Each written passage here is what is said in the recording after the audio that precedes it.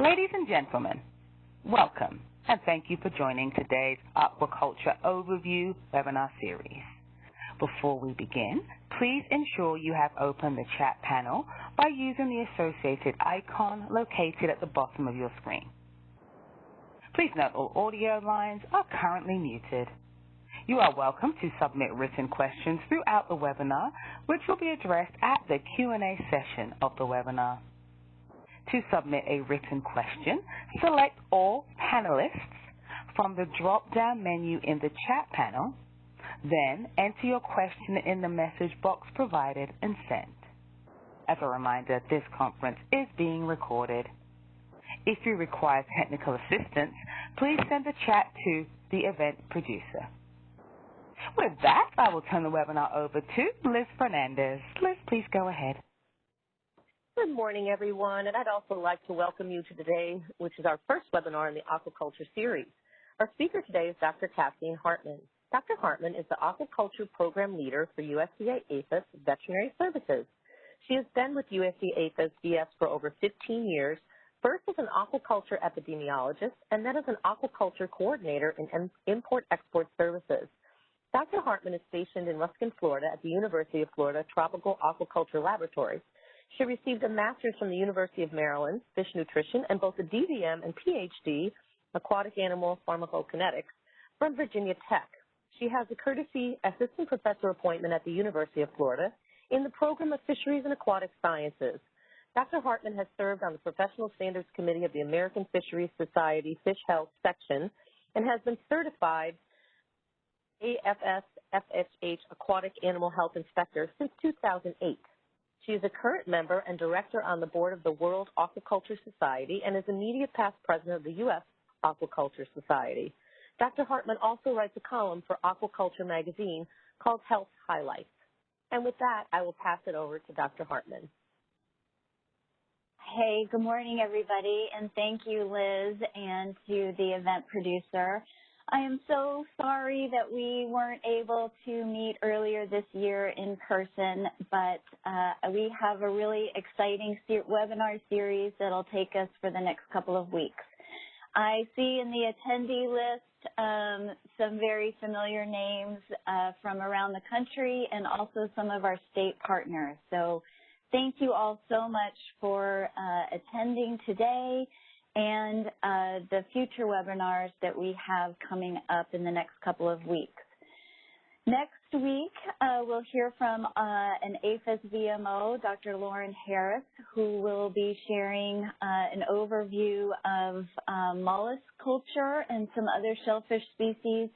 And then I'll also cover a little bit of the shrimp pathogens and a little bit of the unique challenges that face these sectors of aquaculture in the United States. Then on October 1st, we'll have Dr. Alicia Marston go over some of the international movement details that our U.S. exporters and importers are engaged in. On October 6th, we'll have Dr. Tracy Dutcher and Dr. Lynn Creekmore cover aquaculture field investigation. And then not part of the completion certificate program, but on October 8th, I really hope you all will come back and join us to hear about the VS 5-year business plan, as well as the new National Aquaculture Health Protections and Standards that we are currently writing right now as directed by the executive order that was signed in May of this year by President Trump. So for today, the next maybe 60, 75 minutes, and then we'll have some time for questions. We're going to talk a little bit about what aquaculture is, why it's so important, some of the culture methods that are used here in the United States, talk a little bit about some of the challenges that are facing aquaculture, and it's really important right now as we begin to see aquaculture really expand and grow in the United States, and the timing of this could not be better as we see our global population increase and a drop in the number of exports into the United States. And then finally, we'll cover the commercial aquaculture health program standards that APHIS has been working on with our industry partners for the past 5 years. So first, what is aquaculture? And we've danced around the definition. Many of our federal agencies has as well. The one I think I like the best and certainly has been around for a long time and comes from the National Aquaculture Act of 1980 is aquaculture is the propagation and rearing of aquatic species in controlled or selected environments, including but not limited to ocean ranching.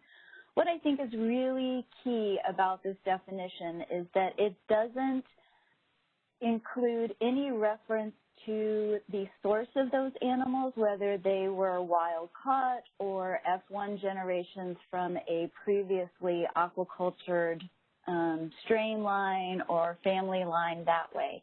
Anytime we have the controlled environment of these animals for any length of time where we are providing care in terms of managing water quality, husbandry conditions, those type of parameters, that falls under aquaculture. Aquaculture in the United States is conducted almost in every single state across the nation and is really, sorry, I don't know why it skipped so far ahead. Give me one second. Here we go. It's also a really significant part of our history. The picture on the right-hand side there is a fish wagon along the mall, National Mall in Washington, D.C. It probably sometime looking at the building status of the National Monument, probably 1850, 1860s there. And those fish wagons would ride around Washington, D.C., delivering fish for consumers. These animals were delivered live to the different areas around Washington, D.C. And for those of you that know Washington well, the picture on the left, of course, is now where Memorial Bridge is. Behind us, effectively, would be now the National Arlington Cemetery, and there we are looking across. Those water bodies there were stocked with trout for fishing, recreational purposes, and also obviously for human consumption there. What's really interesting and different and unique to the United States is the history of aquaculture in this country really was born out of fisheries and the stock enhancement and protecting of our natural resources.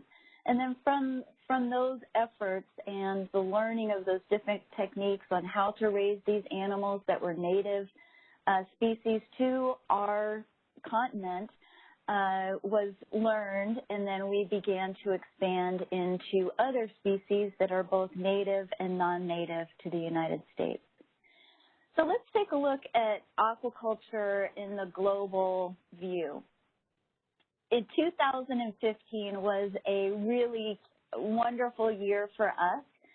Most of the seafood that is consumed around the world traditionally has been supplied by fisheries, commercial fisheries, meaning these were the hunt and gather activities taking from marine environments, freshwater environments around the world of wild resources for us to then process and put into the human food chain.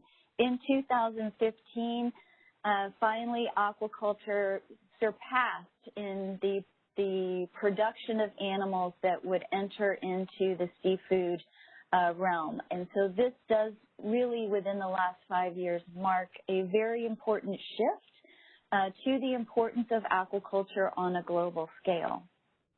It should really come as no surprise that in the ranking chart that's provided there on the left, that Asia is the global leader in aquaculture production, aquaculture technologies, and those allied support industries.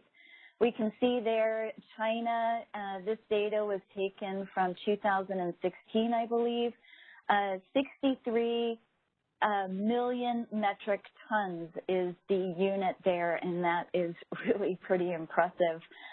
We can see there, obviously, Asia is in the top 7. Then we get into North Africa, into Egypt, and then finally moving a little bit more west towards the United States and Norway. And so finally we should begin to see this demographic shift of Asia being some of our primary producing countries, but also South America. You can see there Chile, Brazil, Ecuador are also really significant contributors to global seafood production. Back in 2016, the United States was ranked 17th in the global aquaculture community. Now, this is interesting, and it's going to be interesting to watch this statistic in our ranking as we begin to open aquaculture into offshore federal water environments, as has been mandated by the executive order signed in May. The United States, I think, is in the top 5 countries that has the largest area that's included in the EEZ, or the Economic Exclusive Zone, which are the federal waters that surround our coastal states before we get into international waters. So again, once those areas become open to aquaculture, we can really see a shift in the amount of seafood that is produced here in this country. In 2016, 35% of all fish that were produced around the world entered into international trade. The export value was around $143 billion. And in export volume from 1976 to 2016, so about 40 years there, the increase was 245%. And so we can see that not only was aquaculture perhaps in the early days consumed in the very locally grown environment, but now we do have this very global view with animals moving all around the world for really all different types of purposes. And the final statistic there, that fish account for 17% of all animal protein consumed around the world. The chart down at the bottom, I think, is really interesting as well, particularly as we look at the annual, the CAGR, the annual gross economic value and market trends of the different agricultural entities. In 2016, the statistic said that aquaculture markets would be growing by 7%. Yesterday, when I looked up those statistics for the other agricultural entities, dairy, pork, and beef, aquaculture has them all beat by at least doubling that, which shows the tremendous amount of marketability, market growth.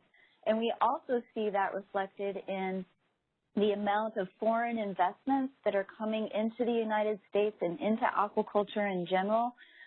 Certainly Maine and the New England areas are the growth and the foreign dollar investment into aquaculture up there in Maine now is about a value of $1 billion investment over the past 5 years alone, which is pretty incredible. So the market trends and the market looks really promising for global aquaculture. Oops, I'm so sorry. I must stick to one system or the other. So around the world, there are 608 species in production, and about 424 of those were farmed in 2017, again, according to internationally collected statistics on the species that are entering into trade. As a comparison, I took a note that in cattle, there are about 80 different breeds of cattle that are in production worldwide, and less than 20 different types of breeds of poultry that are in production around the world. So this alone should demonstrate the huge diversity of species that are being grown either for seafood, biomedical research, feed, ingredients, those types of things. So very significant that way. I show this table. These are the top 10 species. Also included in here are the aquatic plants, which are pretty significant. The macroalgae, the big kelp and seaweeds that way are very popular around the world, and certainly we are seeing a huge shift also in the United States with the production of aquatic plants as well, particularly up in the New England area and off the coast in the Pacific as well. So you can see there, carp species, the cyprinid species are top of the list there. Then we've got the tilapia, the mollusks, and the catfish. And finally down towards the bottom there are the salmonids, the Atlantic salmon, Pacific salmon, and rainbow trout.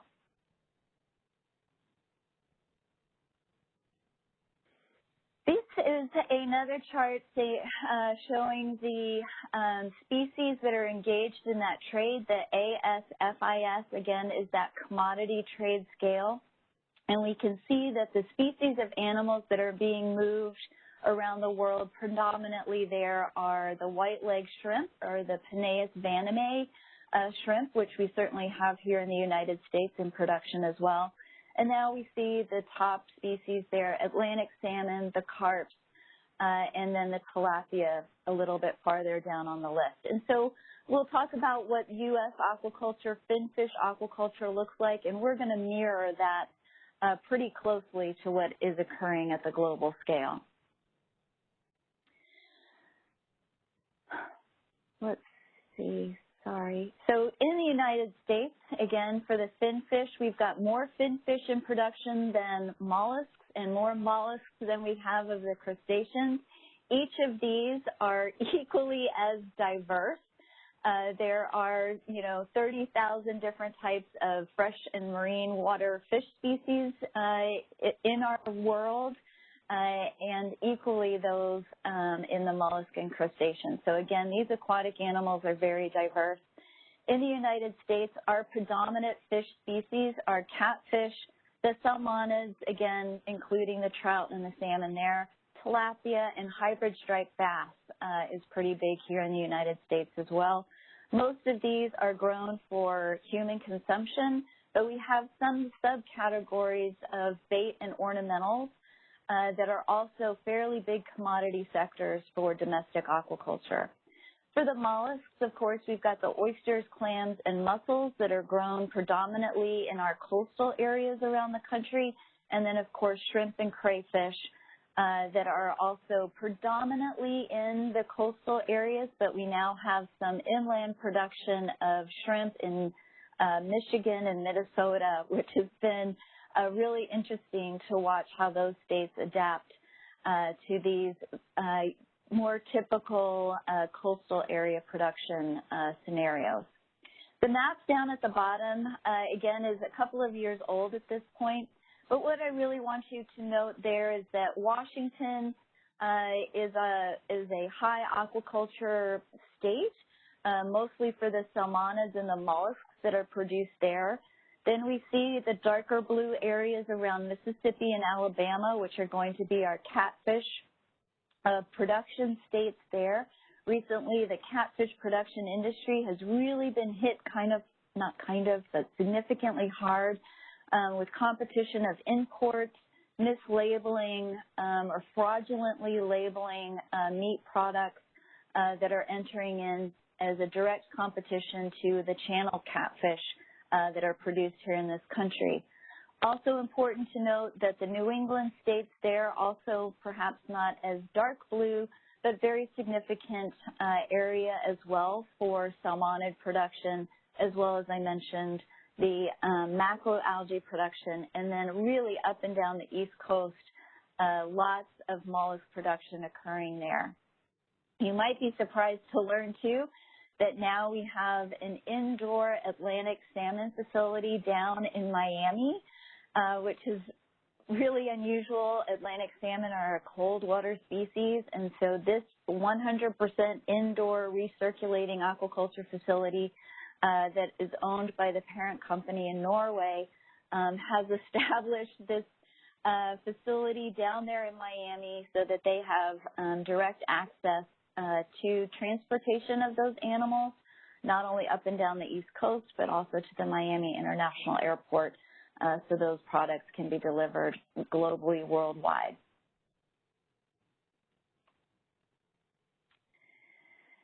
some infographs that NOAA has come up with. I think this data is from 2017. And again, I just wanted to give you a comparison of what aquaculture production looks like in this country in comparison to perhaps some more of the traditional livestock species. Up there on the top left-hand graph, we see that we've got 626 million pounds in 2016. When we look at the production in millions of pounds for, say, beef, milk, poultry meat, that's all in the billion pounds per year range. And so clearly aquaculture still has a great deal of growth potential here in the United States. And so again, just to give you kind of an idea of where aquaculture is in comparison to the other traditional livestock. There you can see the typically grown marine species, the salmon, oysters, clams, and mussels, and again, the regional map showing where in the United States much of the aquaculture activity is occurring. Compared to that, though, we look at the seafood industry, and again, this would be the commercial fishing fleets that go out, collect wild animals from the environment, the Gulf, the Pacific and Atlantic areas, and bring those seafood products back onto land for distribution around the country. And you can see that that is more in line with traditional livestock production in the billions of pounds, 9.6 billion pounds in 2015. Of course, one of the issues with that is that we are running out of those natural resources, not only around in the waters of the United States, but around the world. The value chain of aquaculture in the United States is pretty well shown here. We've got the suppliers of the feed, the seed production in the hatcheries and the nurseries, and then the grow out folks that do the grow out life stages of these animals. And we have all of these here in the United States. Where we are most limited, though, in the aquaculture value chain is at the seed production, particularly with the FinFish. We only have one real supplier of Atlantic salmon eggs up in the New England area. They do not have a year-round production cycle yet, so they are very limited on the amount of Atlantic salmon eggs that are available. So many of our companies do have to import Atlantic salmon eggs into this country for grow out and farming. What's really interesting as well, and which you may not be aware of, is that the United States has the world's shrimp producer broodstock entities here in this country, distributed between Florida, Texas, California, and these companies maintain their lines of broodstock here in the United States. They grow the small, what we call the post-larval stages out.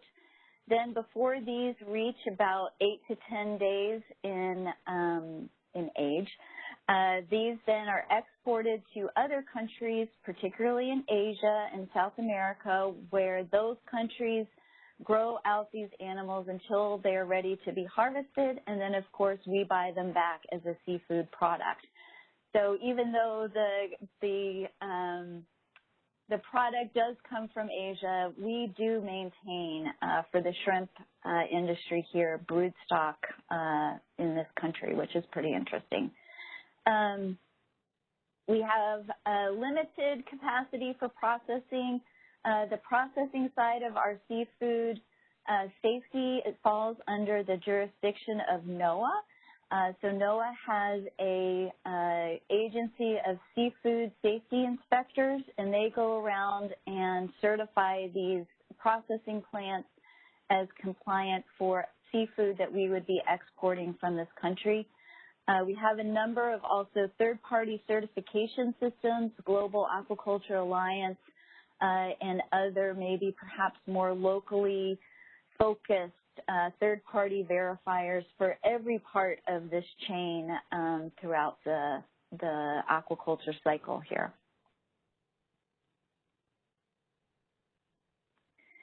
In the United States, the end uses of aquaculture are really varied as well. We've got human consumption, fish grown for conservation and restoration, research and biomedical. You might be interested to learn that the Medaka fish, as well as the cute puffer fish, have one of the shortest genomes that we know of, and so conducting a lot of genetic research in these animals is very successful. So we have a number of research and biomedical fields facilities that are using these animals. They're also used as sentinel animals in a number of water treatment facilities to be on the alert for contaminants or toxins that might be in the water. Also, not a finfish, but the horseshoe crab and the pacu, which is a type of piranha, which is a finfish. Their blood products are the horseshoe crab blood product, or the hemolymph, is used in biomedical research and biomedical testing to look for contamination on medical devices. Pacu, they have a mucus that has been discovered to be very helpful in treating burn victims. So again, that whole science and field is really exciting to watch that come along as well. And of course, we've got the pets and the public display aquaria sector. Recreation would be the angling, fishing, pond fishing, the feeder fishing in ponds, that kind of thing. And of course, then we've got animals that are used as a pet food ingredient, fertilizer, makeup, diuretic products, all that kind of thing. So it's a pretty vast end use there. Aquaculture and finfish animals move around this country in a variety of different ways, I guess. Many of them are moved live in either boxes or tanks. This picture here is showing some ornamental fish boxes that are being loaded onto a commercial airliner. These boxes are a cardboard outer box, styrofoam inner box, and then depending upon what species are in there, they have a double-lined plastic bag, water, the fish that are then topped off with a sufficient amount of oxygen. Fish can be in transit, again, depending upon how densely they're packed. Any of the therapeutics that might be added into the bag to improve water quality, reduce stress, usually about 72 hours, as long as those boxes are handled carefully. The fish will do fine, no problem at all that way. So again, moving lives in boxes, and the fish trucks that were in the 1800s still exist today. A lot of times here in Florida, or particularly when I was in Virginia, a fish wagon would come up to the local farm bureau building or whatever, and people could come select fish off the fish wagon that way. Of course, then we've got the trucks and planes as modes of traffic as well. Here in Florida in particularly, most of our farms, and you'll see this in a lot of different states as well, the aquaculture facilities are going to be in areas that have access to transportation modes pretty readily. These animals, particularly when we're talking about the small life stages, for example, cobia is a species that we grow in this country, and their incremental growth over 24 hours is like almost at 200%. So every day matters when these animals are in transit, particularly when they're going for further grow out at their destination. And so again, as these animals are in transit, they are still growing and they still have to be able to be moved as effectively as possible. We also have a number of animals that are moved around this country on ice, heads off or heads on many of these are going to seafood distributors, wholesale distributors, and of course they have to be transported on potable ice that way. We also have a number of these land-based facilities, and I'll talk about what that means shortly. But many of them now are completely 100% integrated aquaculture facilities, meaning that they can go from the early life stages of the animals they're growing all the way to the completely processed product that goes out the door in the company-owned trucks.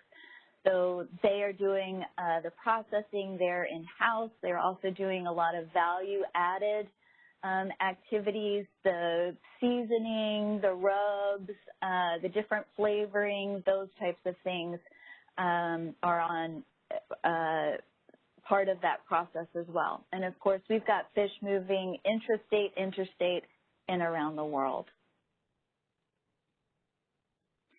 So why is aquaculture important? We're going to talk a lot about food security and, you know, what that means, and also a lot about sustainability. And some of the traditional livestock producers, I think, are going to be a little jealous when they see some of the data from FinFish aquaculture. But really, when we look at, particularly here in the United States, when we look at where our seafood for human consumption comes from, again, it's coming from Asia and South America. As these two regions in our world are experiencing population explosion, really, as we begin to look at the 2030, 2050 global population number, those are the two areas in our world that are going to have more demands to feed their own people rather than produce protein sources to be exported to around the world. So for the United States, investing in aquaculture is hugely important to do it now before we hit a point in time where we're not able to get those exports from those parts of the world as we historically have been able to. We also see Africa coming in as a significant player in world aquaculture production.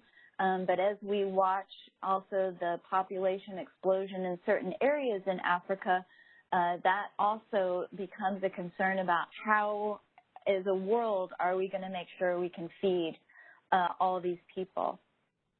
So when we're talking about aquaculture, we talk about, you know, the population and food security, and really looking down the road at 2030, 2050, where do we need to be to meet the global demand for a delicious protein source that's easy to raise? So we look to aquaculture, obviously, and the sustainability of aquaculture is very important. Here we have, and I hope some of the beef, chicken, cow, pig folks are really blown away by these numbers. I remember when I was doing my master's in fish nutrition and talking about feed conversion rates, and I was always really surprised that we could invest so much in feed for our traditional livestock animals when, if you look at the number there provided for aquaculture, one pound of feed equals 1 pound of growth rate. That is pretty incredible. And some species even fall below that 1-to-1 ratio, which is really impressive. Also, as we begin to look at global sustainability and the impact of farming practices on the world and our natural resources, we can see there that particularly for farming salmon, the carbon footprint is a lot less than in comparison to some of our other ag groups there as well. Also, we see how much consumption of water is being used to grow these animals as well. And when we look at aquaculture, some people might think that it's using a great deal of water. It's a large water consumer. But you can see here that in terms of talking about what the animal needs to sustain productive growth, 1 gallon of water as compared to thousands of gallons to support those other livestock commodities. So again, why aquaculture? Well, 62% of our seafood globally is predicted to have to come from aquaculture by 2030. We see at the chart on the top left there that we have already overfished or maximally fished our natural resource populations in the ocean to the point where many of them, I think the new statistic there is that we have exploited 53% of the marine fish stocks that we use for human consumption. So if we continue on that path without the alternative practice of aquaculture, the future looks pretty bleak. Also, 10 to 12% of the world's population depends on fisheries and aquaculture for their livelihoods and subsistence. And so then again, you know, with that reliance on this whole protein seafood, we need aquaculture, and we need aquaculture to continue to grow to meet these needs around the world. In the United States, aquaculture is definitely growing. Here, they say, you know, when I was in graduate school as well, that aquaculture is the fastest growing segment of agriculture, and that is true around the world. Unfortunately, in the United States, we do lag behind that a little bit. We are seeing the trend, though, begin to catch up with the rest of the world, which is fantastic news and hopefully good news for all of you as well. And we see this investment in jobs, particularly in coastal and rural America, where aquaculture is beginning to take over old dairy, poultry barns, these types of things that have, you know, either been bought up and converted into aquaculture facilities, which is really, really exciting. So let's talk a little bit about fish production in the United States. It is really diverse, and it's as diverse as the number of species that are being grown. And so here I've just tried to make it a very simple approach. And so we can have different production methods for different species. And what I really want you to take away from this is there are different methods and in different environments. Many of the species that we culture in the United States can be produced by a number of these different practices or a combination of the different practices. And we'll go through each one of these. Also, we have FinFish here that can grow well in freshwater, marine water, and then brackish water, which is in between fresh and marine environments as well. We also can have multi-trophic aquaculture or poly aquaculture, where we are growing two different species of aquatic animals together to complement each other that way. And that diversity also helps our farmers protect against huge crop losses, that type of thing. And so here in the United States, you will see a number of farms that not only have a finfish species, but they might also have a crustacean species, or they're going to have multiple fish species on the farm as well.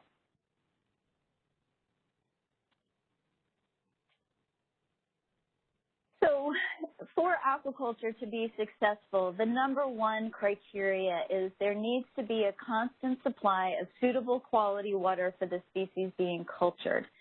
And this does not only extend to the salinity of the water, but oftentimes also includes the hardness, which is like the buffering capacity of the water, the alkalinity, same buffering capacity of the water.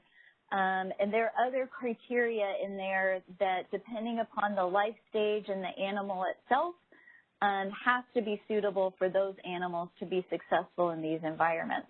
We also, as we've already discussed, a reliable year-round supply of those early life stages. And then, of course, we need reliable markets for our producers to have their end products go to. And these need to be consistent and and available so that our producers can be successful year-round. So when we think of aquaculture, hopefully 3 different types of aquaculture production systems might come to mind. Certainly pond aquaculture, where we've got a pond that is either self-filling or can be filled with surface water. That way it is completely contained.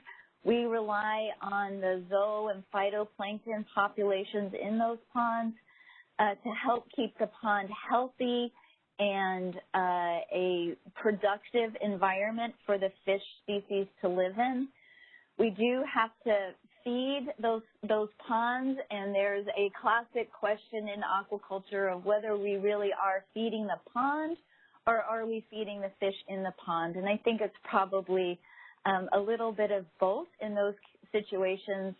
Certainly early in the pond feeding effort, we might be feeding the pond more than the animals in it. But again, we are relying on the zoo and phytoplankton in those environments to sustain the animals there. We've got the plants that during the day are producing oxygen through photosynthesis, and of course the fish are consuming the oxygen there as well.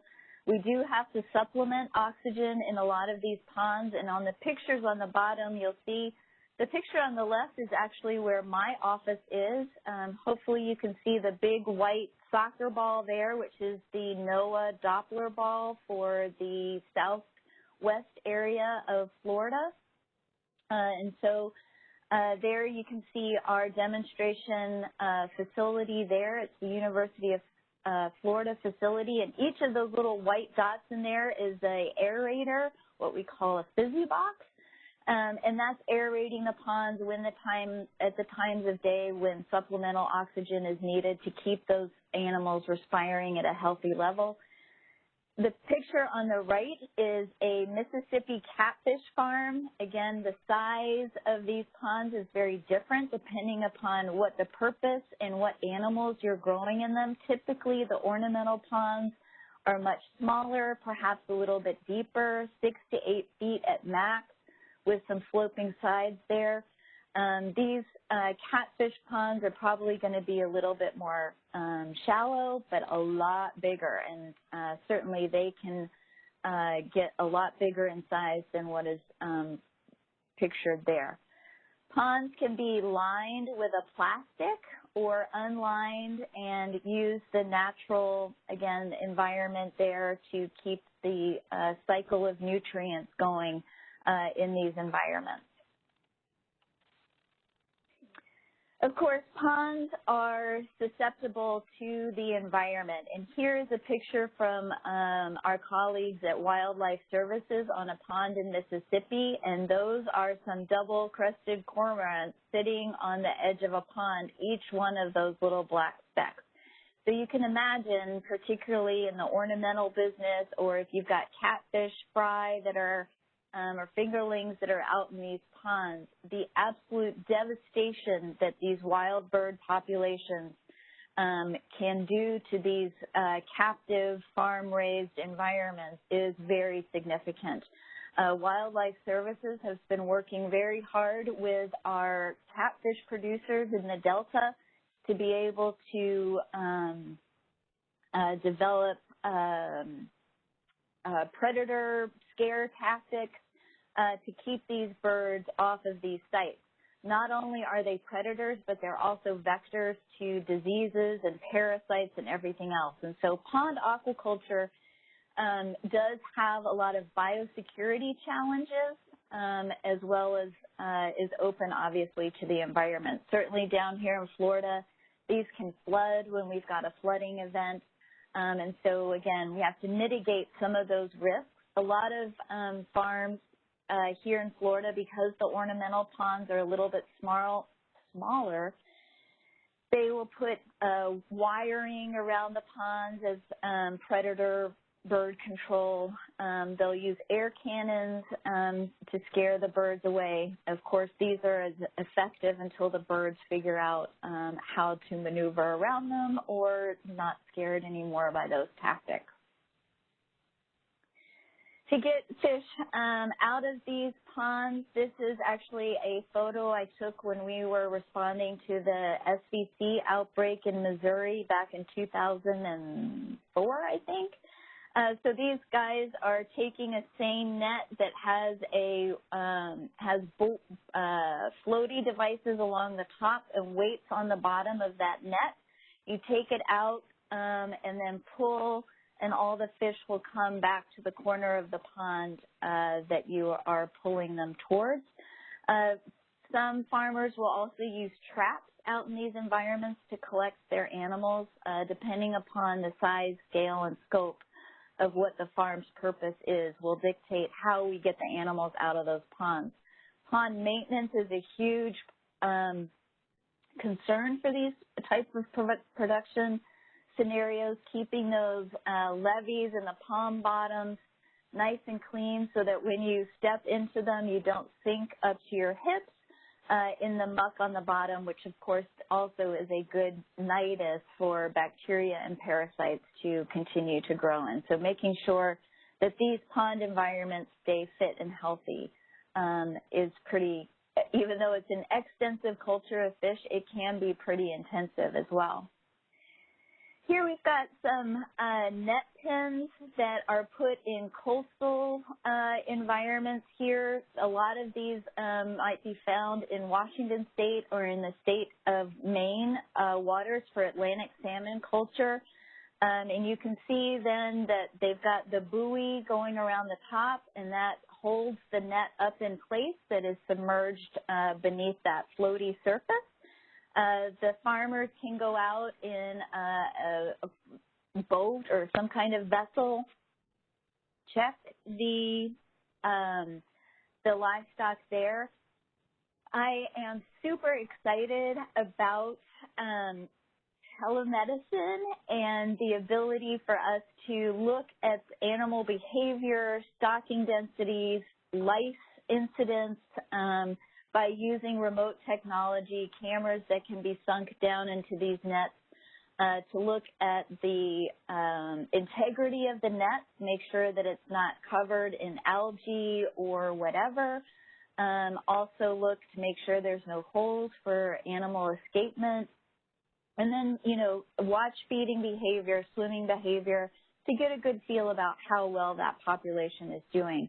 We had a presentation by a company called Aquatic yesterday or the day before, earlier this week, and that's a company that has a winch and pulley system of a 3D camera that can do facial recognition for every fish in these net pen cages, can look at wounds and do biomass assessments and all that kind of stuff. So the technology that way is really coming along in terms of being able at the point of care to make a reasonable health assessment on this population of animals.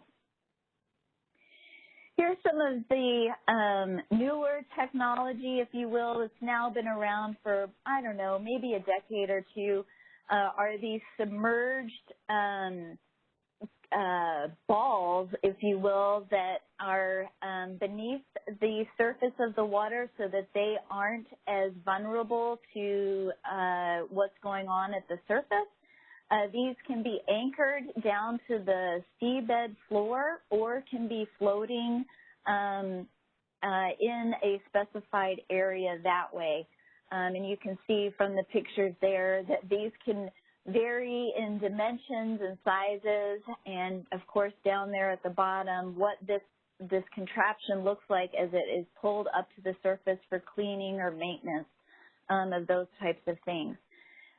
The way these animals are collected, and you'll see a picture of this in a second when we talk about recirculating aquaculture, but essentially a big hose can be stuck down in there and the fish literally get like vacuum sucked out of there into the hauling vessel to take these animals to their port of landing for either processing, trucking to another destination. This, when we talk about offshore aquaculture in federal waters, this is what we are talking about. So again, the capacity for telemedicine and making assessments of animal health is going to be really critical in these environments. We can't expect veterinarians to be diving down there to be making routine health assessments on these populations. And so, again, keeping that in mind, that this is really what we're talking about when we talk about offshore aquaculture. But so is this. And this is really, these are pictures from concept vessels that are already being used in countries such as Chile and Norway, where they are literally floating platforms out there or vessels themselves that have fish containment units built into them. And these vessels can be moved around the ocean as needed to avoid, say, red tide blooms, oil leaks, whatever. These things are very modal at moving around the world in the water, obviously. So that's really the future of what aquaculture is probably going to be looking like, where we have these vessels out there that can be readily moved around to avoid any kind of problems that way. Pretty exciting stuff. Finally, we have the recirculating aquaculture systems or land-based facilities. These facilities are typically indoors, but they can also occur at outdoor locations as well. These have almost a zero discharge of effluent. The previous production units that we talked about can either be flow through, meaning that the water flows across the animals once and is then released off the farm or held in a settling pond or whatever. This, though, the water is used again and again with those animals that are in the containment systems. So the components of a recirculating facility are obviously the unit where the animals are being held, but then there are different levels of filtration. There's a mechanical filtration to allow the settling of the heavier particles to drop out of the water column. That water then is taken to a biofilter, which has a certain type of media in it that is designed specifically to increase surface area. So a lot of times the plastic media will look like corrugated cardboard, pieces of small corrugated cardboard, plastic though. And that surface allows the colonization of different types of bacteria that will aid in the breaking down of the ammonia products that are coming out of the animals and feeds that are introduced into the system. That biological filtering process is an oxygen-consuming event where oxygen is needed to break down ammonia products. And so, again, we have to make sure that these systems remain well oxygenated. It's also an acidifying process, so we need to make sure that the system, we're maintaining the appropriate pH in terms of water chemistry so that it doesn't become what we call an old tank syndrome that becomes very acidic. And, of course, fish don't really like that much. So, again, this is a much more intensive type farming situation for aquaculture. There's a lot more control over the environment, but it takes a lot of work to get there. These systems can be huge in scale. Here's the pictures that I'm showing you now are on a facility out in Colorado. They grow hybrid striped bass. These two units that I'm showing there, the white cloudy in the big biofilter area are all of those little plastic pieces, again, that are constantly being moved around for aeration so that all that bacteria that's eating away at the ammonia, nitrogen that's building up is healthy and really working to break down any of the toxins that are in the environment again. So that that water can be reused for the animals that are being produced. Those big silver pieces that are coming down, those hoods, if you will, are to ventilate this building because of the off-gassing of carbon dioxide and that type of thing. So, again, these systems can be very, very sophisticated, very expensive, often have to be done in duplicate in case something happens. There's a backup system. If anybody's had a home aquarium, you will know and appreciate that getting a biofilter to be mature can take some time, longer in marine systems than in freshwater systems. But again, that time frame allows for the bacteria to reach a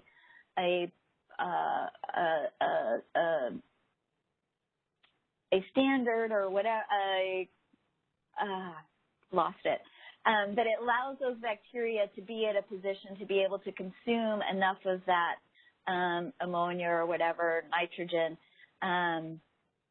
So if you have an immature filter, it won't be able to denitrify, if you will, the water appropriately. So again, maintaining those is really important.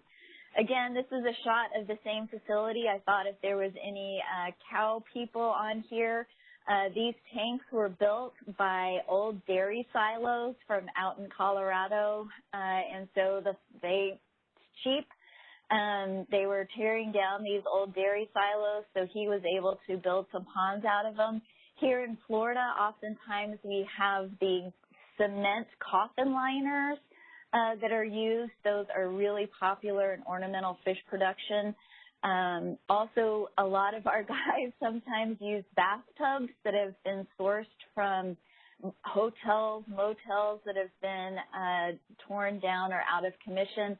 They can go pick up those units, plumb them, and there you have a pretty cheap, less expensive source of a tank than the traditional fiberglass tanks that way. So aquaculture can be very creative in system design, that's for sure. These are pictures from a indoor facility, Ideal Fish, up in Connecticut. They grow European sea bass. Forgot the other name for it, sorry.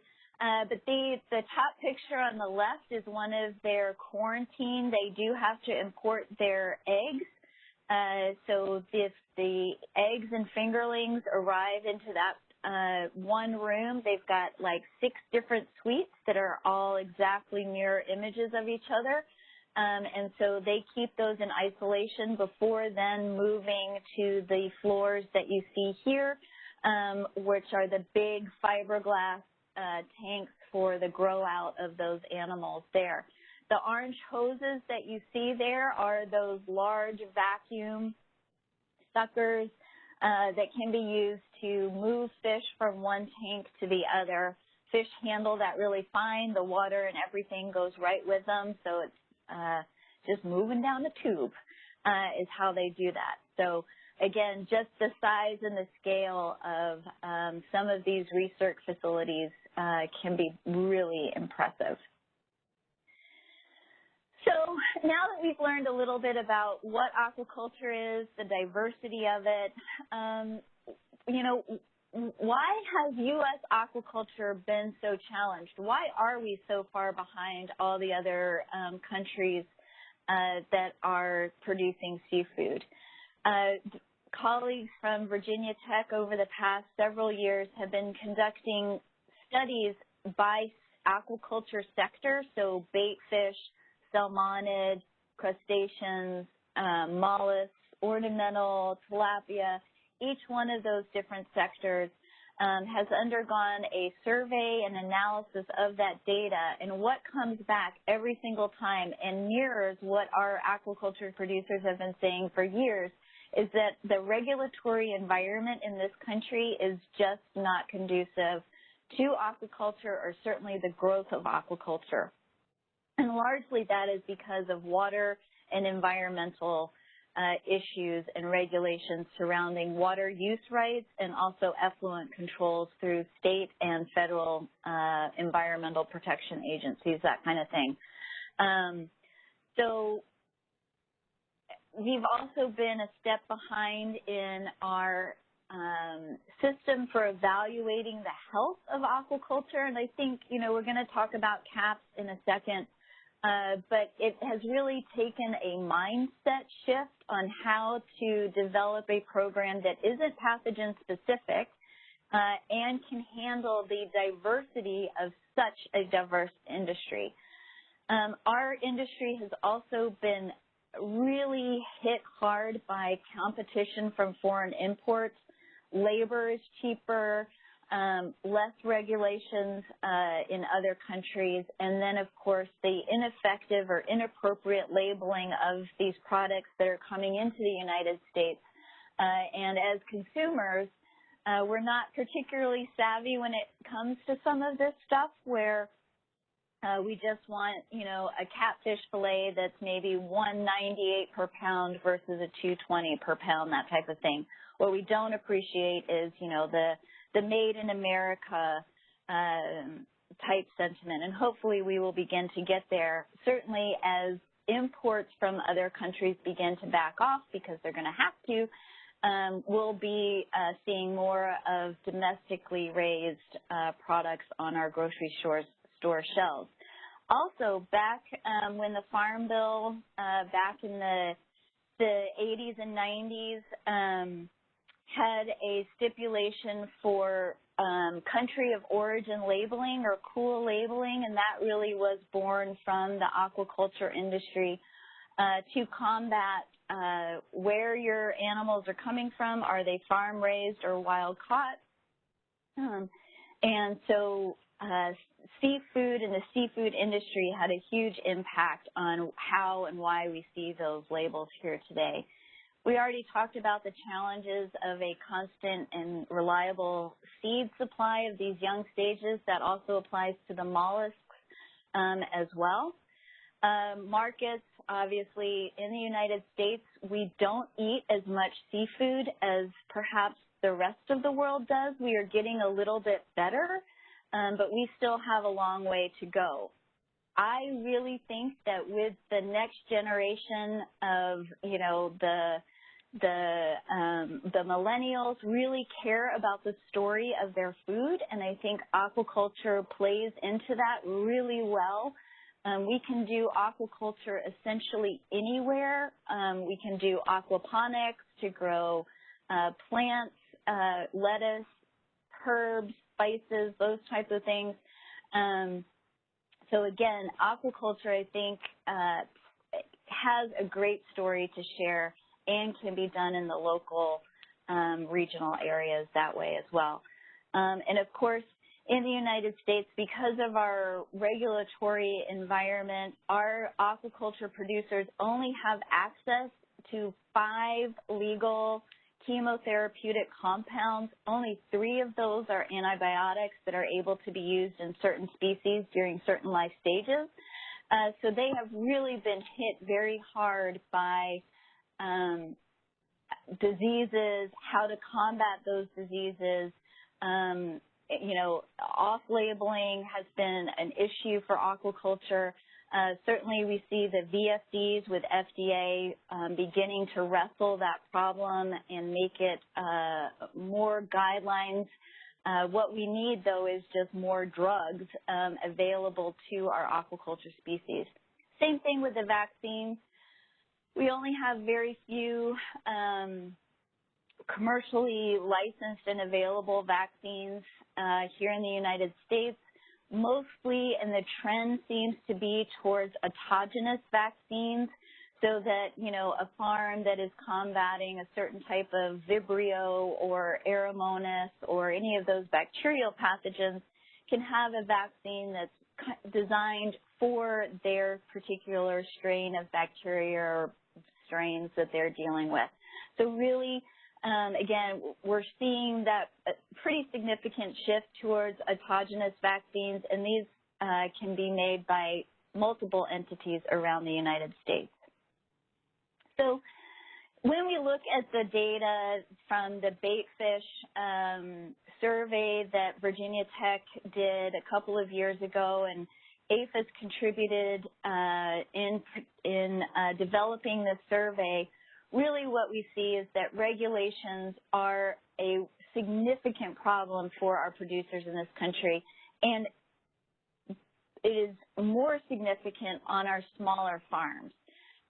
So there is an impact there that we need to address to make sure that our smaller farms remain viable that way.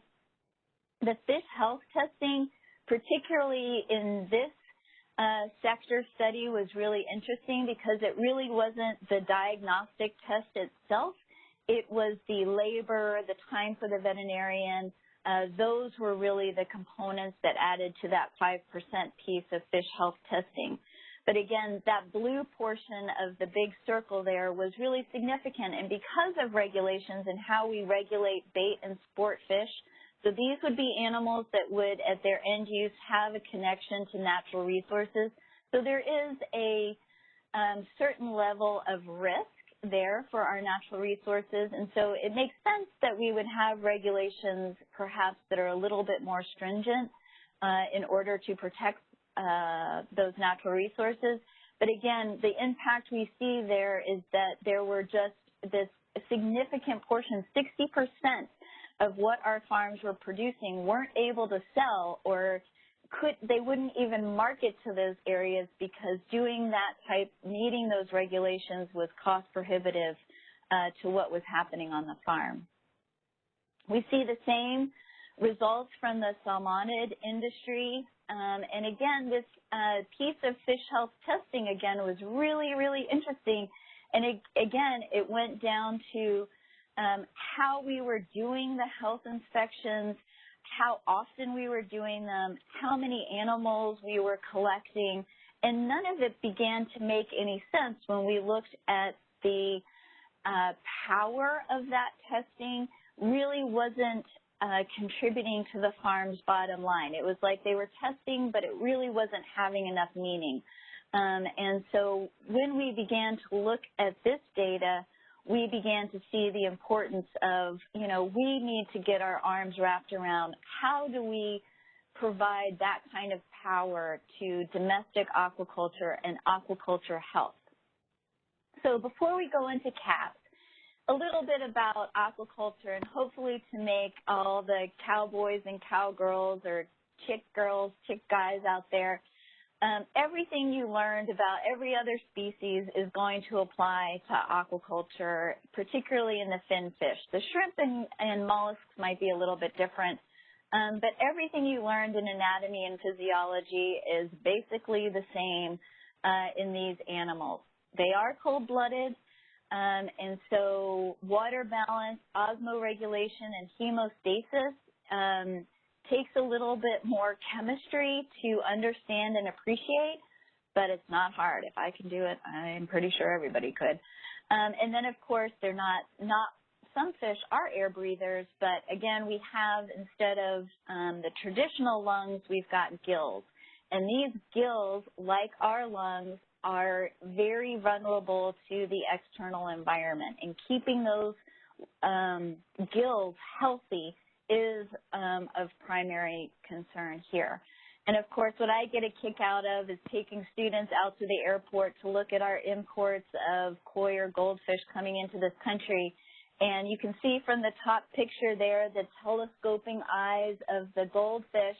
Those animals are bred to look like that. We've also got goldfish that have the huge air sacs underneath their eyes, all different varieties there. And so being able to tell normal from abnormal if I always tease the kids when we're looking at those bags that, oh my God, they all have Popeye, and, what should we do? When in fact, that's just the way that variety of goldfish was bred. That's normal. Obviously, the fish on the bottom with the unilateral exophthalmia of that one eye there, that's not normal. What's going on there? Could be infectious, could be a non-infectious cause, gas bubble disease, supersaturation of gases, those types can all lead to that as well. So again, knowing normal from abnormal, very important. One thing we really do have to take into consideration in aquaculture is this environment. It's not going to be like walking into a poultry house where you can smell the high levels of ammonia. We do have to take samples of the water to be able to interpret what's going on in the environment we're asking these animals to thrive in. Dissolved oxygen, pH, and temperature always kind of come to the top for me. Those are the parameters that we should be testing or having our producers test with regularity to make sure, again, that they're optimal for the species they're raising. And of course, when we then go into recirculating aquaculture, where we're reusing that water and relying on that biochemical and the biological filter, we have to be taking those samples to make sure that our filter is working the way we think it is. Also, immune system in aquatic animals is both innate and acquired. So vaccines work. Their mucus has a number of immunoglobulins very close to IgG and IgM immunoglobulins that way. Because they're cold-blooded, their immune response is dependent upon the water temperature. Typically, when the water temperatures are lower, the fish's immune system will become more dormant. And of course, then as water temperatures begin to raise, it becomes more efficient at protecting the animal itself that way. A lot of times, when we, particularly with the fish viruses we're looking at, they have temperature windows that are conducive to clinical signs or clinical manifestations of disease that way. And so a lot of times, if we have a koi herpes virus, which is occurs in koi are a little bit of a cold water species. But if we've got a temperature that we know is outside that range for that virus, that really drops down on our diagnostic rule-out list just because the water temperature is not right. Excuse me, I'm going to have to let my dog out. 1 second. Sorry. Okay. All right, so fish diseases, like with anything else, can be non-infectious and infectious, and they get viruses, bacteria, parasites, fungi. They've even got the protists things. They've got there's a I don't know, the spongiform. They've found those in fish as well. So again, really anything that would be encountered in terms of a type of pathogen can be found in aquaculture as well. Of course, the life cycle of these pathogens, there's direct life cycles, indirect life cycles. And so again, depending upon the species, the environment that these animals are going to be raised in is going to dictate the pathogens and things that we're going to see that way. All right, so what does disease look like? And really in aquaculture, we're not going to see anything that's pathognomonic for one thing over another. A lot of people say, oh, white spot disease is ick, an external parasite. But really, white spot disease in fish can be caused by a number of different etiologies. It could be bacterial, viral, fungal. So again, there's just not a lot of things that we see that way. The top left fish there has an ulcer that has got a secondary opportunistic infection of some fungal that is kind of that yellowish tinge that looks very pillowy on the outside of that animal. Down on the bottom there, we've got a clown loach with that very typical presentation of white spot disease, which is ick, or it's an external parasite. That way, ick has got a really interesting life cycle. It's got life stages that are in the water column, and so you have to continually treat animals when you've diagnosed white spot that way. The top picture is a pretty significant gill disease. Gills should look very red and healthy, and you can see the little lamellae fingers coming off of the gill arch or gill raker. These look very necrotic, pale, hemorrhagic. That fish is not able to breathe effectively. Also, it's important to remember that not only are the gills there for gas exchange, for respiration, but it's also the primary route that fish excrete ammonia from their bodies. And so again, when the gill is compromised, all of those, the excretory system and the respiratory system are really compromised that way. But again, that gill pathology could be caused by bacteria, viruses, non-infectious toxicity, high ammonias, chlorine, all can result in that type of pathology as well. And the fish down on the bottom there is one of the fish from a SCC farm, again, out in Missouri. But that fish could look like it's just got a bacterial septicemia. It's got some reddening or hemorrhage in the fins and along the body. Looks like it hasn't eaten in a little while. The gut is kind of sunken. So again, it was a viral in this case, but if I had come across that fish, my first thought would have probably been bacteriology. So again, the diagnostics and making sure that we follow it to the primary root cause of disease is very important. So for the last few minutes, we'll talk about CAHPS. And CAHPS is the Commercial Aquaculture Health Program standards that APHIS has been working with our industry partners with to develop a meaningful livestock health management plan that could be universally applied across all aquaculture and not just towards a specific pathogen. There are just too many, and again, the industry is too diverse for us to go down one path or another. Some of you might be familiar with the ISA control program standards that we have in place up in Maine. Again, that's just for one pathogen, and it's not enough. These guys have to, for Atlantic salmon to be moved or exported to different countries, there are about 8 different viral pathogens that those guys have to test for. So again, it really wasn't a commodity where we could go pathogen by pathogen, but rather look at the holistic livestock health management type approach. It was very important that it remains science and risk-based. Of course, because of the history of aquaculture and its beginnings in fisheries and natural resource management, that side is very risk-adverse, very precautionary principle, so that they want no risk or no possible risk to those natural populations that we have. Agriculture just does not typically work that way. We have to mitigate the risks as best we can, but ultimately we have to allow and permit animal movement so that we have appropriate food and sustenance to keep our people going, our industries going, that type of thing.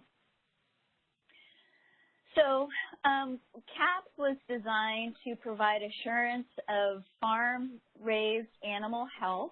Its purpose was to facilitate animal trade and movement, not only internationally but domestically as well, from state to state. The system that's in place right now for the movement of some of our aquatic animals is logistically very challenging and very frustrating for our producers. Every state is different. Every state has a different set of pathogens that they're concerned about. Some states have aquaculture under the Department of Ag, some are under the Department of Natural Resources, and some states have no authority for aquaculture whatsoever. So it is still very much a patchwork around this country. And so for our producers to move these animals smoothly so that animal well-being is conserved and business is sustained that way. We also needed, there was a desire for the marketability and branding of participating in a government-led program that would essentially give leverage to a high health type program, better type product, those things. There are a number of complement programs already in place. There is food safety programs, certification programs run through the GAA, animal welfare components to all of these, but none of the existing programs that exist had a component for aquatic animal health or aquaculture health. These were all based on worker safety, food safety. When we talk about food safety, it's those pathogens and the handling of these animals, you know, in the processing area, not necessarily the pathogens that would cause disease at the animal production level. So CAHPS is based on 5 principles. I'm going to go through each of these here. What struck me the most, and you know, when I was in undergrad and going through vet school, I worked as a dairy maid in a couple of different dairy herds. And what I learned from that experience was there was never just the veterinarian. It was always a team of the nutritionists, the geneticists, the milk, the DIA or somebody, the milk handle samplers, the extension agents, all of that whole team of people really helped the farm manager and the animal owner to make sure that the production of that population is where they needed it to be. And if there were any gaps, the team could help address those. We have a shortage of aquaculture veterinarians in this country. So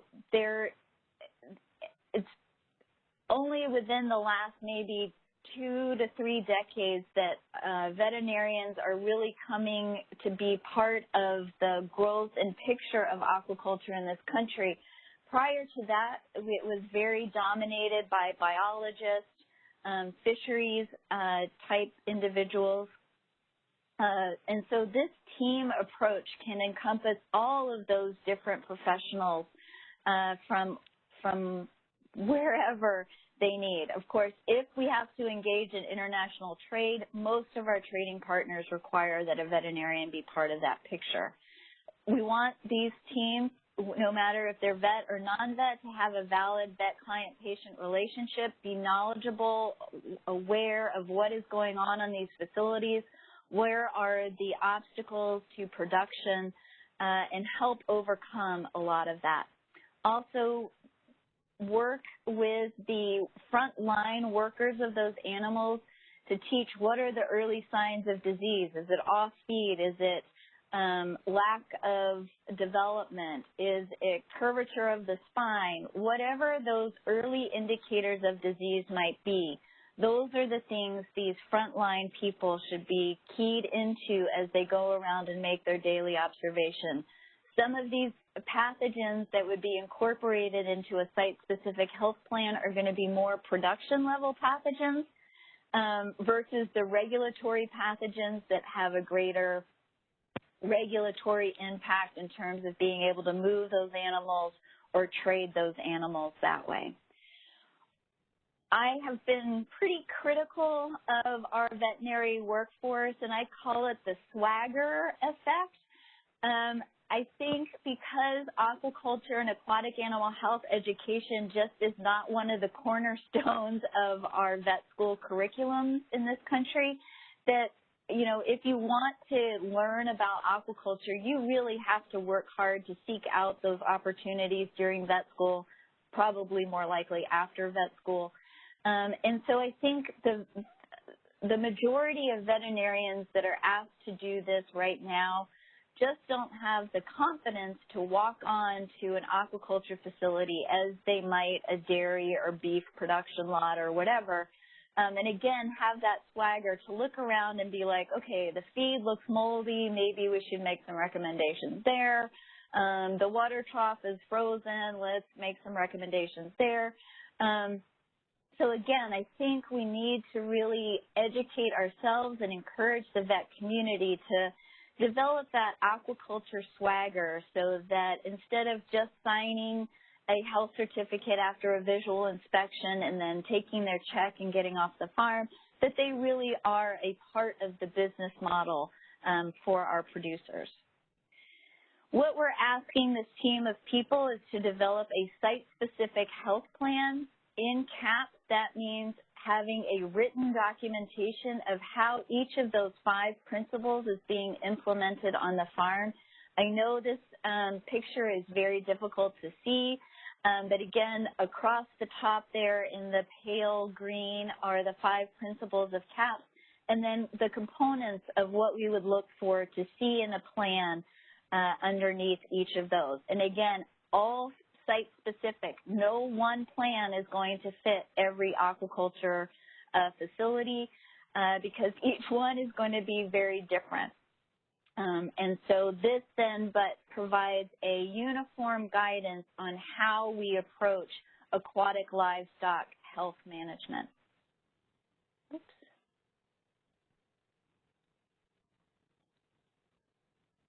So the second principle of CAHPS is risk evaluation, and that is comprised of 3 parts. Risk identification, so let's identify the pathogens of concern for the species being cultured and species that might be in the area around that culture unit. Are there wild fish that these animals might come into contact with, or water from those natural resource or surface areas?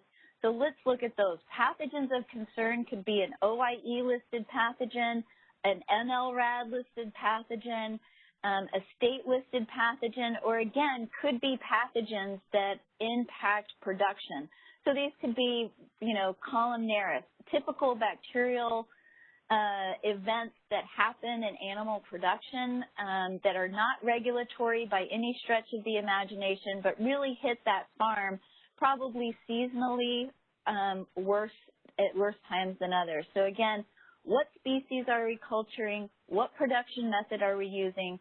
What are the pathogens that we should be concerned about for the animals? And also, what are the concerns of our customers or the end users of these animals?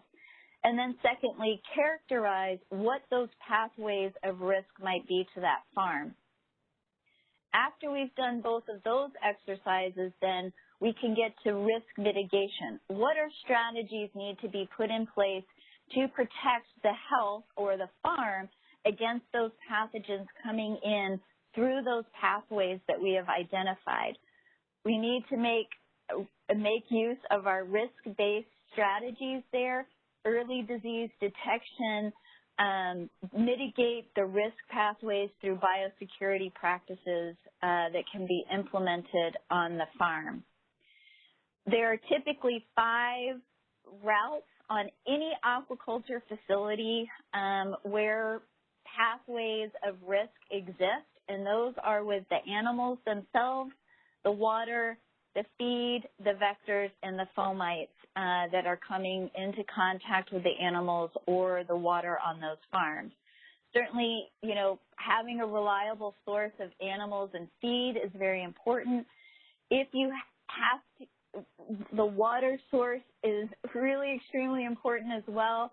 Is it a protected water source, meaning that there's no other fish species living in there, there's no risk of pathogens being in there? Typically, these are well water, head spring waters that come onto the farm or exist on the farms that we know no other species are living in there.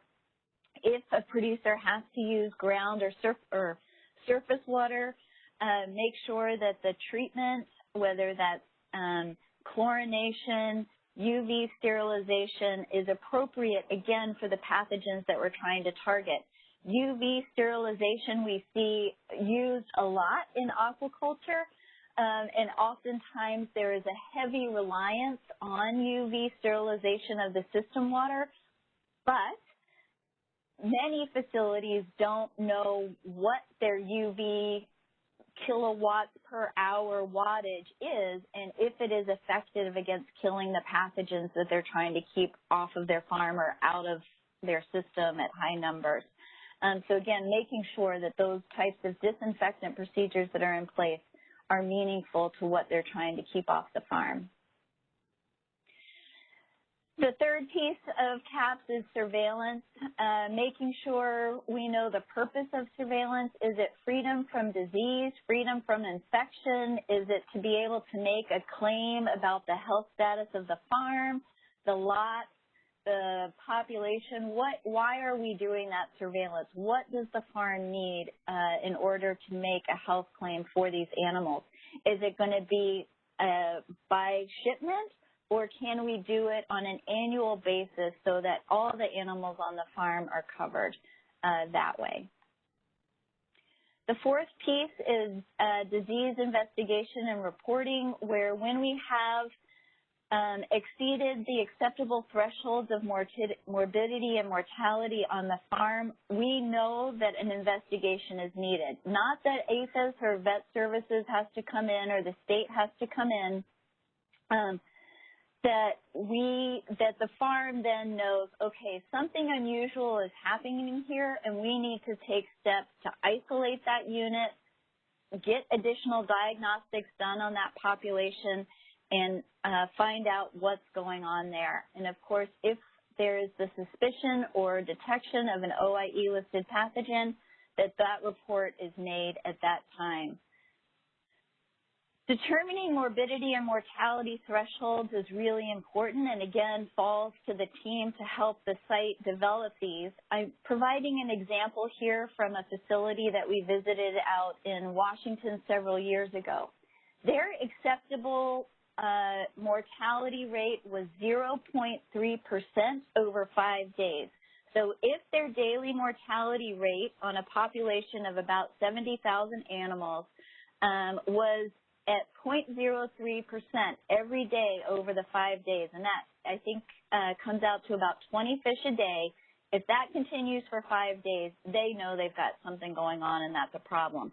That has exceeded their normal morbidity and mortality level. So when we were visiting the farm and looking at their data, they presented this to us that during the time frame, they had, over the previous 5 days, had 21 moribund animals and 102 mortalities. And so when we sat down with the farm manager and said, you've definitely exceeded that acceptable threshold, what's going on? What's been happening with these animals?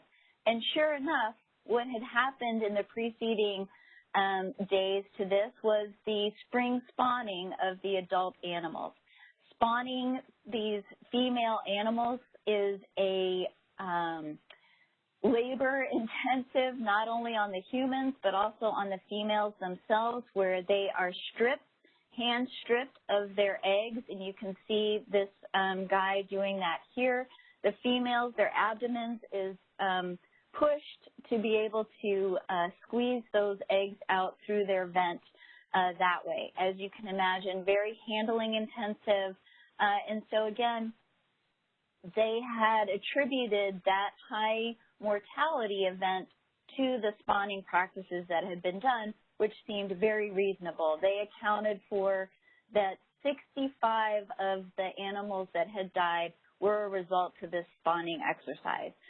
So again, because we were able to justify what was going on, that then lowered the concern that we might have an infectious disease spreading around the farm that we needed to take quick action for.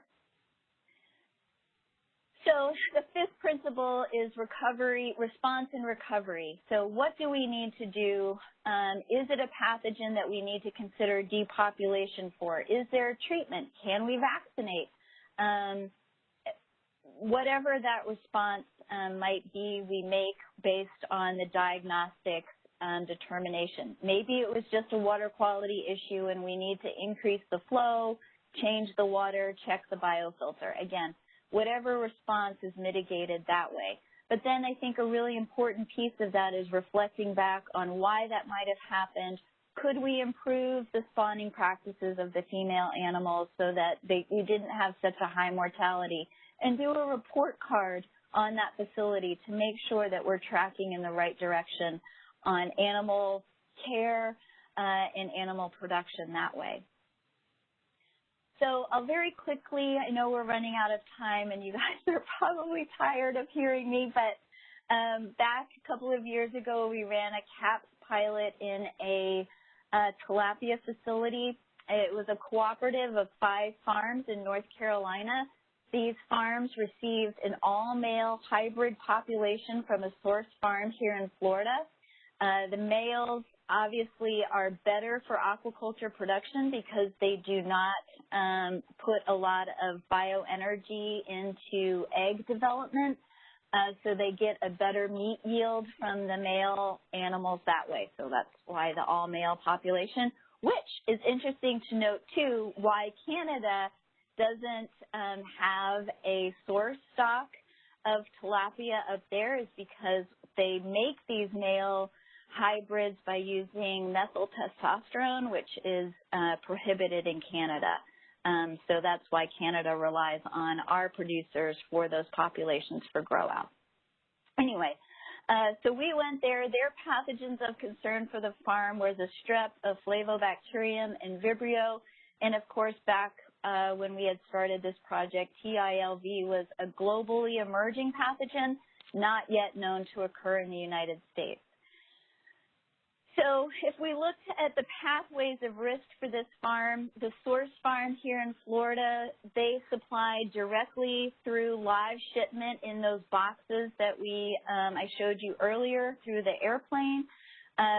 They would go to 3 of the primary growers, and then after the quarantine phase, 2 of those growers would then take some of those animals out to 2 other contract farms, and those contract farms then would grow out to the live market. Tilapia in this country are basically sold off the farm as live animals going to live markets, particularly along the East Coast and up into Canada as well. And so these animals are moving around the United States live in that shipping water as well, which can be a biosecurity concern as well. The biosecurity practices, 3 of those facilities were designed exactly the same way, same layout, same design, same tanks, same filters, same pumps, everything. So it was very consistent, which made it a really nice pilot project. Biosecurity was really, really good. And the setup of these facilities, oops, I'm sorry, I've lost my place. And this is so the picture on the left there is of the 2 quarantine facilities. They have those garage doors. They can unload the boxes there. The fingerlings are dropped into systems in that building, and then across the street is that much larger, where you can see the trucks there, the hatchery facility on that side. So there was a hard break, if you will, between the quarantine and early life stages and then the additional grow out area. The biggest risk for this facility, because their source farm would not test the animals in North Carolina, the state did not have any import requirements for testing of live tilapia moving into the state. It was, how can we best protect these farms against those bacterial pathogens and that emerging viral pathogen? On this graph, you can see by the triangles, the places where we thought we should probably be most conscious about collecting samples, and testing from those areas on the farm, because once the animals left the quarantine or into the nursery or hatchery, the scale of what could happen if an infectious disease got out there was pretty significant. So again, those areas mark where we thought testing should be rigorous and robust in both of those locations. We devised a surveillance plan. I know this slide is very wordy, but once we decided, you know, we want a 2% prevalence for the animals coming off of the farm with 95% confidence, calculated those numbers, but then testing after that we felt could drop back to a 5% prevalence over time, which again shows that scalability of applying the CAHPS mentality. Because we've got biosecurity standards in place and we're conducting routine surveillance, we felt that because of the pathogen and risk mitigations that we could, with confidence, begin to drop some of those numbers back so that the farm doesn't have to test at that high level year after year after year, that we can begin to scale that down. What we learned from these pilots was that the checklists that we designed for CAHPS were really clunky in the field. They just did not work very well. So Dr. Lori Gustafson is helping us come up with a new scheme instead of using these checklists to go through. Subjective impressions were really important. Sometimes she would see something I didn't, and then comparing notes and talking about it. For example, we were talking about a shrimp facility that was fenced, and that everybody seemed completely fine with that. And then we learned, you know, that they have to pour borax powder or borax, whatever, around that fence line to keep the little wild crustaceans out from climbing through that chain link fence. And so that again was, oh, we didn't think about that. So again, making sure that we're really looking around these farms, and again, everything seems a little bit different to somebody else. And so how do we begin to make it less subjective? And I think that just comes with confidence and training. Implementing a system like this will be very hard. Where that begins, of course, is with all of us. Learning the same thing, how to look at aquaculture, learn the different production methods of aquaculture, and learn the different risks that are associated with each of those. And then finally, you know, being able to sell CAHPS as an assurance that these farm-raised animals are healthy. They've also been raised with a considerate amount of care in terms of animal welfare. That there is a branding with that amount of care that's invested in these animals, and that it's a system that APHIS can stand behind to support our aquaculture producers and attest to the health of the animals that are coming off their farms. So as a quick recap, aquaculture is food security, not only for this country, but for the rest of the world as well.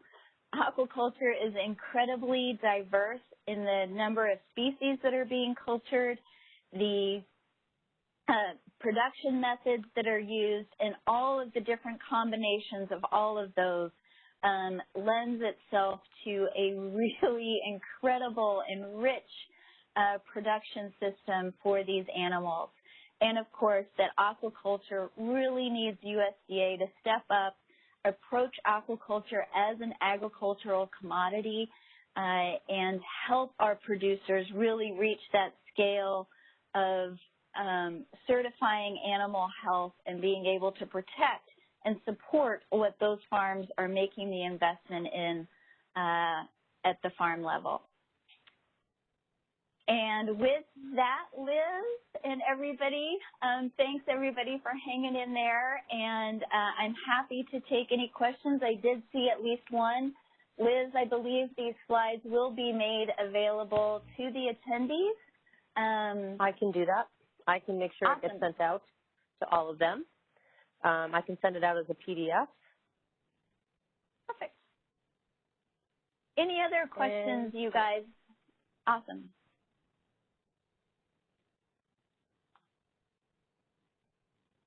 I'd really love any feedback on if anybody watched the videos that were some of the pre-course work. Was that helpful at all? Was it a good intro to what we will be talking about today? Did we miss anything? We can always, throughout the next couple of times that we have together, I can make sure that if there are any outlying questions that we hit those in the next couple of weeks. Kathleen, will there be any more pre-work for the next couple sessions, or? Yeah. Would you like the Okay. Yep. Go ahead. Sorry, Liz. Yes, we'll be sending out some videos prior to Lauren's talk next week. Okay. Yeah. Once I get that information, I'd like to get the connection stuff out to everybody. So. And we do have one person said that the intro videos were good. And I did hear back from someone else in an email that they enjoyed those intro videos also. Excellent. Awesome. Here's one question. If CAHPS is only for farm-raised aquatic livestock, what exists for wild-caught fish?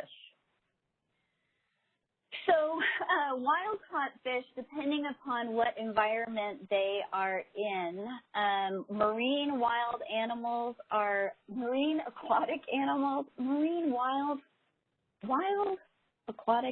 that live in the marine environment fall under the jurisdiction of NOAA. Wild freshwater animals fall under the jurisdiction of U.S. Fish and Wildlife. So each of those have different systems in place. Obviously, as we begin to look at offshore aquaculture and the interface of our farm-raised animals with wild animals there, we are working really closely with NOAA to make sure that CAHPS is a management plan that is going to be suitable to make sure that the animals that we're stocking out into these open environments are of the highest health, do not have any of the pathogens that we want to make sure stay out of those environments. The U.S. Fish and Wildlife, now, back in the day, we had a very extensive federal hatchery system, mostly for salmonids. They have a fish health program. USGS, NOAA, and U.S. Fish and Wildlife all partake in the management of publicly owned animals, if you will, and the tribes take part in that as well. The tribes, particularly up in the Pacific Northwest, do a lot of aquaculture as well. So making sure that CAHPS is protecting not only the animals that we're raising for production purposes, but also that in the effluent that's coming off of the aquaculture sites, that there's nothing in there that would compromise the health of our natural resources. The next question is, how is aquaculture moving towards harmonization of regulations, and how does CAHPS play into this? Oh, good question. So, we are trying. I think the first step in identifying how to harmonize the regulations is to identify where streamlining of the regulations can occur. And the NTSC, the National under the White House, the National Science and Technology Council, and there's a subcommittee on aquaculture, and there are actually two subcommittees under that committee. One is on regulatory efficiency, and we are working really hard to make sure that there is no duplication, that we are creating an infrastructure that will allow for the consistent and universal appreciation of when we say a premise is free of a certain pathogen, we all are looking at that the same way, so that there is a greater understanding on, what these different designations mean. I think USDA belongs at the very center of all of that, and certainly between, our colleagues at ARS and the different vet service units working with aquaculture as well as the food safety inspectors with their catfish inspection program. We are all trying to make sure that we are not duplicating anything, and if anything is duplicated, which agency is the best agency to control that? For example, U.S. Fish and Wildlife has import controls for salmonids and their eggs coming into this country, but their regulations were put into place back in the 30s, and ISA, SAV weren't even pathogens of concern for those animals back then. And so now we have this big gap. So what is the role of the state? What is the role of the federal government? And I think just now are we being able to ask the right questions to tease out those things and being able to look at aquaculture as ag and aligning it under the state vets and the Department of Ag is going to be really important. And I think until we're able to do that, we've got some big challenges ahead. And I'm sorry, was there a second part of that? Oh, and CAHPS. You know, again, yes, CAHPS is going to play into that, again, as a uniform way to assess animal health. Okay. As of right now, we don't have any other questions. And as a reminder, first of all, I'd like to thank you, Dr. Hartman, for your presentation today. And for the people that are on today, please make sure you mark your calendar for the second webinar, which is on September 24th at 11 a.m. Eastern Standard Time, and that's on overview of shellfish, crustaceans, and mollusks and challenges facing these sectors. Dr. Lauren Harris and Dr. Kathleen Hartman will be our speakers, and the connection information will be sent out later today for participant connection. And, of course, I always send out a friendly reminder the morning of. So with that, we have a lot of good, fantastic presentation, great presentation. So great job, Dr. Hartman. Awesome. With that, I will, well, thanks, you guys. Yeah, I'll bid you a rest. Have a great rest of your day. Awesome. Thanks, you guys. Appreciate it. That concludes our conference. Thank you for using Event Services. You may now disconnect.